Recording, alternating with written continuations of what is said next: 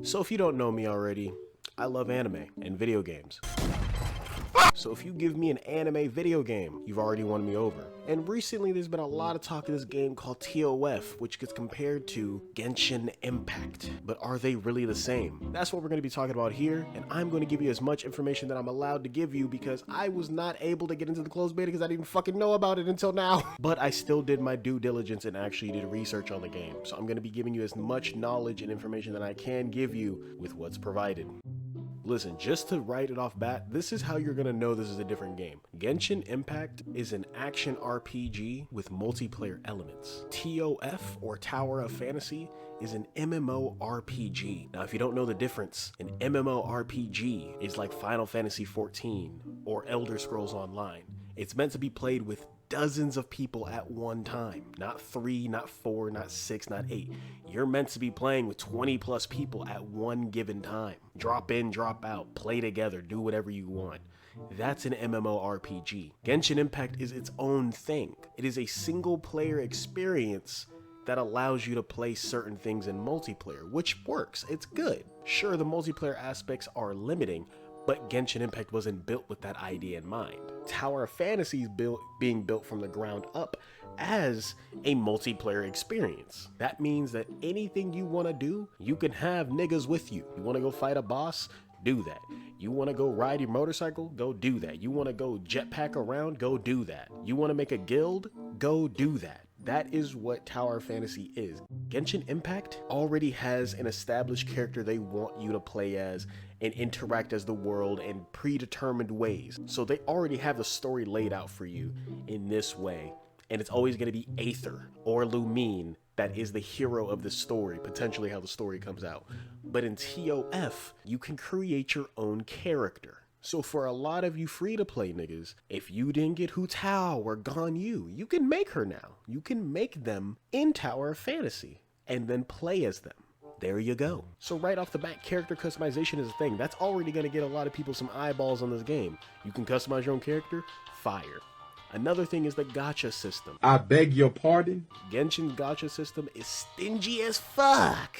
But we will not be talking about that right now because I can go on a 10-page essay on why they need to fix their shit. Now, Tower of Fantasy hasn't been fully released yet, but as we can see is that there's two different banners. There's one which is the premium one where you have a higher chance to get the SSRs, or in this case 5 stars. And then they have the other banner which is a way more free-to-play friendly currency that you get with a lower chance to get your SSRs, but you still get to summon a lot more often than you would in Genshin at all. And not to mention the pity system is way better than Genshin's. Genshin's pity system is you have a 0 to 70 to get to soft pity. You can get a 5-star within there, but let's be honest, you're not. So you have 0 to 70 to get to soft pity. From 70 up to 90, you have a higher chance of getting your 5-star. But one of the worst things about Genshin's summoning system is that the pity resets as soon as you get a 5-star. So let's say it's 0 to 70 and you get it at 30. Right when you get that 5-star, it resets your pity, so now you're back at 0 again. But in Tower of Fantasy, the pity system is at 80 and it stays at 80 until you reach 80 and then it resets. So for example, that would be like, I'm sorry, I don't know if y'all heard my bird talking in the background. Anyways, Capri, shut up! Alright, so hopefully I can talk now.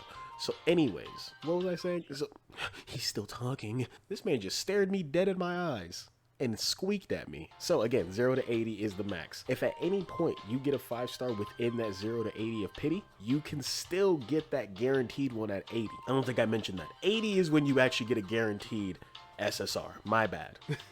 But anytime within there, if you get another SSR, it doesn't reset your pity. So let's say you were just busted and you got 79 SSRs, which would never happen. But if you did, you would still have another guaranteed one at 80. That's how it goes, which is amazing. So at the end of the day, at least you know you're gonna have something guaranteed. And they have a very interesting take on characters. See, in this game, in Tower of Fantasy, characters are not the actual physical individual character like in Genshin. In Tower of Fantasy, they're simply just cosmetic skins. If anything, what you want is their weapon. Their weapon is the main thing that you're trying to go for. Think of them as just a cosmetic. It's like gliders, basically, with stats. So say, for example, if in let's do this for example. Let's say instead of summoning for Ayato or like Kazuha, you were summoning for their weapon, and when you got their weapon, you got Kazuha and Ayato as a skin. But in that scenario, when you equip the weapon, you can still have Lumine and or Aether do the same exact moves that Ayato or Kazuha would do.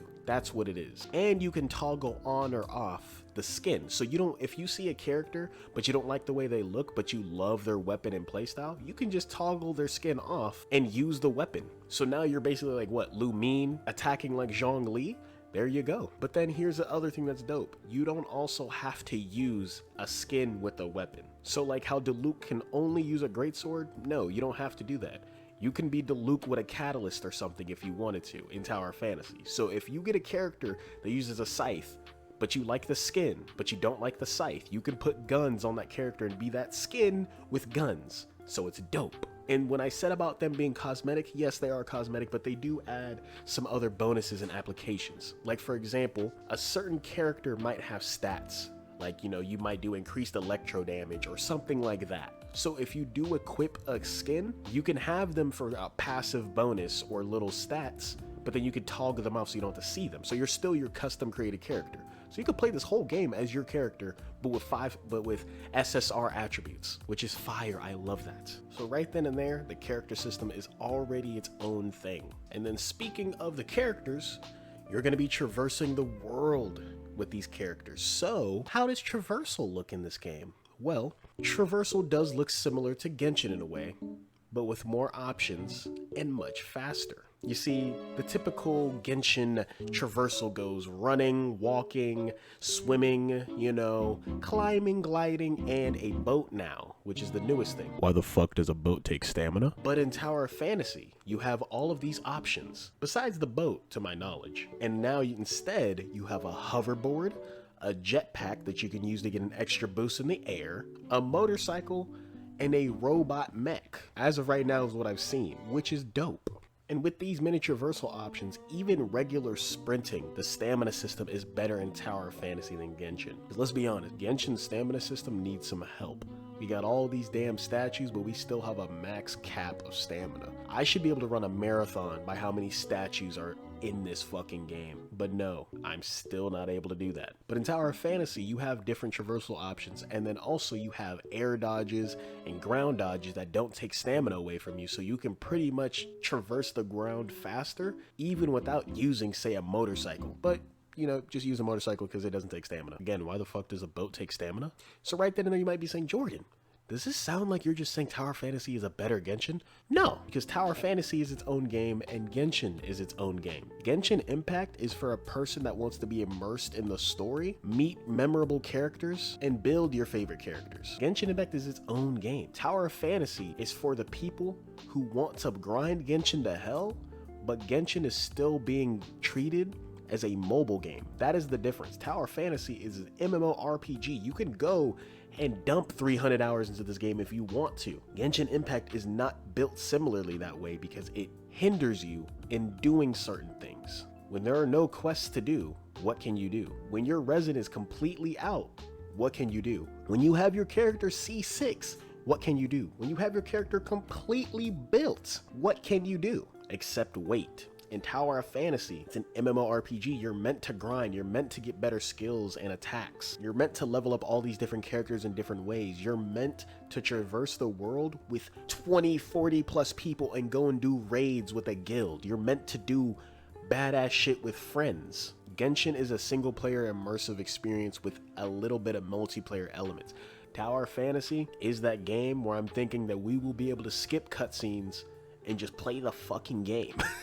And if you're a Genshin player and you're a diehard Genshin player like I am, I imagine what will be happening is we will play Genshin for as long as we need to, do our resin, and then afterwards just go on Tower of Fantasy, because then you can just pretty much grind out your whole day on there. So if anything, these two games work in a complement with each other. Some of you might completely drop Genshin and go to Tower of Fantasy. Some of you might play both. Some of you might play Tower of Fantasy when it's slow during Genshin months. That's how it might be. But stop saying Tower of Fantasy is Genshin. Not. On the surface, they look similar, but they're two different things. Plus, just a little side note, there's PvP in this game, y'all. I seen how people want Genshin with PvP. You know how dumb as fuck that would be for Genshin to have PvP? Genshin with PvP is worse than getting juggled on Tekken. I would fucking cry if I had Genshin PvP, bro. I would break my PC if there was Genshin PvP. Tower of Fantasy has PvP, and it seems like they keep tweaking it and stuff like that to make it more balanced and fair, but Genshin does not be PvP. Stop asking for that shit. So yeah, that's pretty much what I had to say. As of right now, Tower of Fantasy is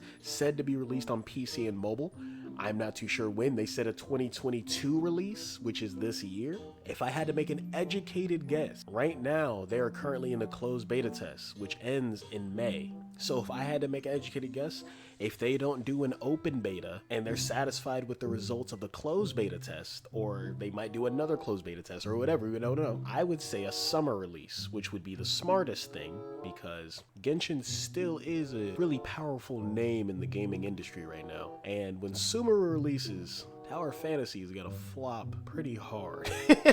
So they have to get people sunken in now, either with an open beta to leave people's palates open to the game, or they gotta just release it in summer. So that would be my idea. But what do you guys think? Do you think Tower of Fantasy is gonna scratch that itch that you've been wanting from Genshin? Do you think you're gonna drop Genshin entirely? What are you gonna do with Tower of Fantasy? Are you even gonna try it? I mean, it's free, you know what I'm saying? But let me know down in the comments. I'll be down there to talk with you guys. So without that, my name is Jordan Kuhn. Please don't forget me, and you guys have a wonderful day.